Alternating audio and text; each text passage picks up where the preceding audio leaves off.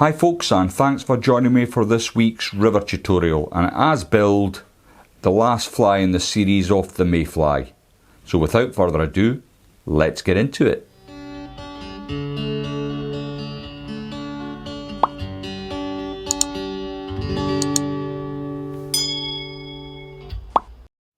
The hook in the vise then is a Hanak H130 barbless hook. This one's at size 10 and it's on a light wire. The thread I'm going to be using today is from Avon. It's the Ultimate Tying Silk in olive green. So, first thing, as always with the nano silks, the tiniest amount of super glue. Just to get that thread adhered. I'm just using my silk to move it up and down the shank, and I'm going to get a bed of silk down. I'm going to bring it up approximately to where a barb would be on a hook and remove my rat's tail. Now for the tail and the body of this fly, I'm going to be using some of this material. It's moose mane. It makes fantastic bodying, and what if I can just bring it into focus? If you see the tips of it, it looks exactly like a mayfly's tail. So I've already picked three fibres from that patch there, and what I want to do is I want to lay them on, and I want it to be about 1.5 times the length of the body, and I'm going to catch that in like so. Be careful with this bit because this is not waste. We're going to be using that. So just catch that in. Now once you've got it in place, you can then carefully remove that. Now don't throw these away because this is going to make up our body in a short time. But first of all, we've got to get it prepared. And what do I mean by that? I'm going to take my time and just build a small taper into the fly. So please bear with me, that'll do the job.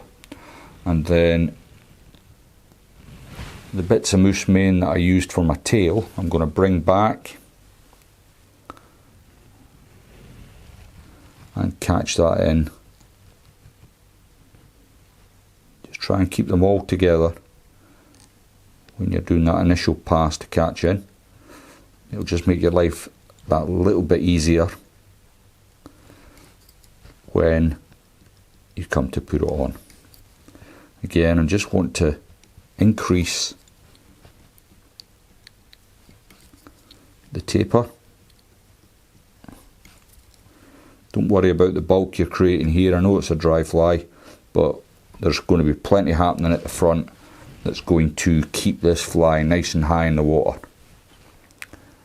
Now, I know this is not strictly a mayfly dry, and many people will be saying, oh well, it looks nothing like a mayfly.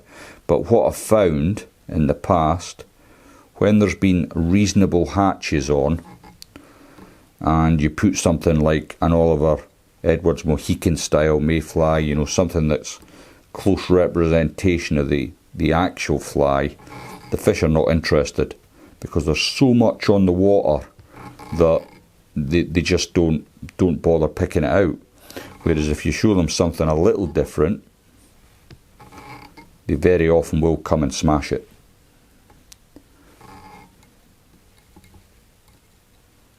Now I've just got a little bit of this fraying away now. Luckily I've got to the end. I might have just about got away with it, but the moose mane, which is usually very robust, on this occasion's let me down a little bit, but not to worry. I think I've just about managed to save it. yeah, the moose manes are a very robust material actually, and generally you don't have any problems with it. He says, as he has a problem this time round, but yeah, just about got away with that. Now I'm wanting to protect it a little bit more, so I'm going to just coat that body with a very tiny amount of UV resin. I think it does add a little bit of shine to the pattern as well, giving it that, imparting that sort of life-likeness to it. Now again, a lot of people may comment, may not comment on the fact that the tail's not separated.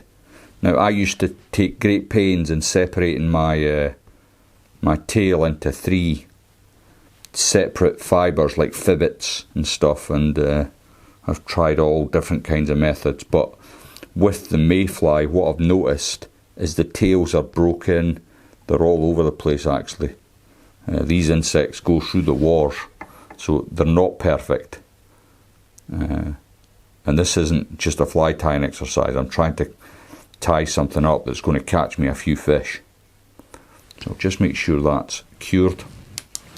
Next then, I'm going to use some olive green coastal deer hair, and I want to take maybe half a dozen, and then I'll just pull that off. I want to loosely marry them up tip wise, so bear with me while I do that. And then I'm going to catch that in again, the length of the body, just on the top here.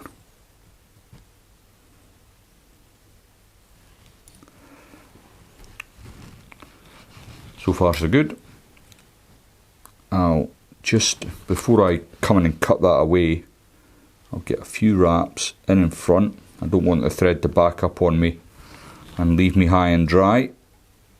Excuse my fingers. I'll just remove that, and I do see a rogue fibre on your side, which I'll just cut away. Okay, so far so good. Now that's obviously not going to keep the dry fly afloat. Anyone with any sense will know that is not the wing finished. So next I'm going to be coming in with some ultra dry yarn. This is the cinnamon orange. Now I do prefer to use the yellow, but unfortunately I'm all out of yellow for tying up mayflies, so I'm using the orange. Does it make any difference? Not a great deal. They don't call it duffers fortnight for nothing.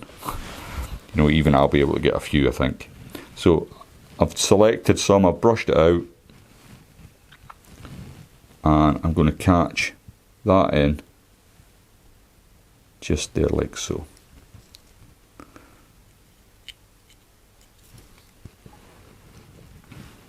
Then I can come in with my scissors and remove that waist at the front. Okay, that's looking not too bad. Next, I'm going to be using some Troutstalkers Superfine. This is a custom blend that I've had done for a couple of patterns actually, but it's basically very, very fine synthetic dubbing, and it's got all manner of little bits of colour in there. And what I want to do is just get a little bit dubbed onto my thread, like so. Now I'm going to do one turn in front, then I'm going to come in, lift my wing, and just get a turn in behind there, 2 turns, then again I'm going to come in front, like so. And that's just lifting my wing up a little bit. I want this to sit on top of the water, not dipping down like the emerger that we did last week. So again, this time I'm going to take a much healthier load of deer hair, maybe a centimetre's worth, and just off camera I'm cutting that, and I've taken that off the patch, that amount. So I'm going to come in with my comb, because I want to stack this, and I'm just going to remove any of the fluff that may well stop it stacking for me. And then I'm going to find my stacker, pop that in, and give it a bang,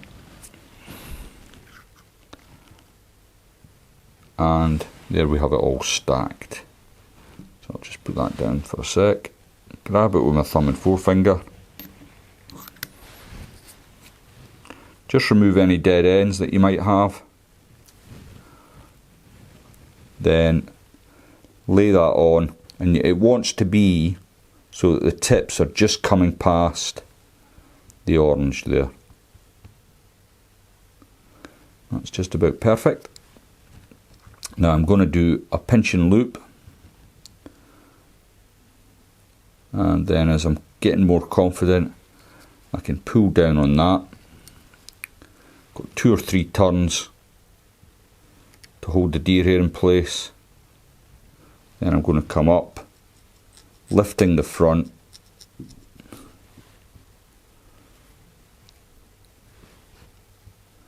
and get several wraps into place. Now at this point I like to roll out my thread a little, get a tiny little bit of super glue onto the thread,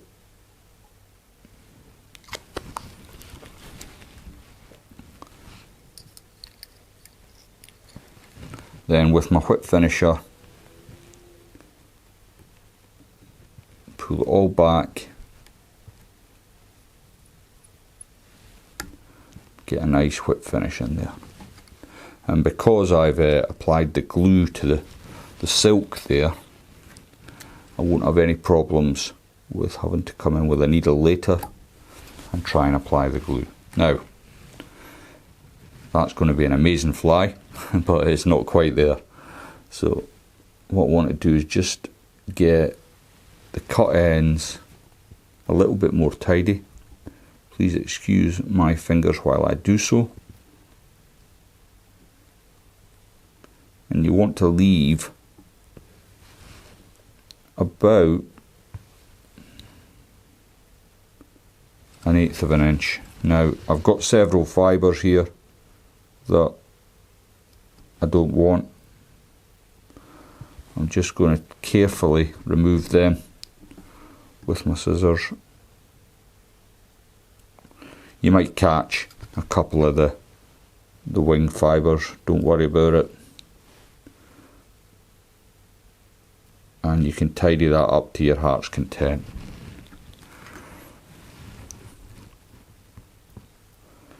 Now it might not be the prettiest looking mayfly dry you've seen,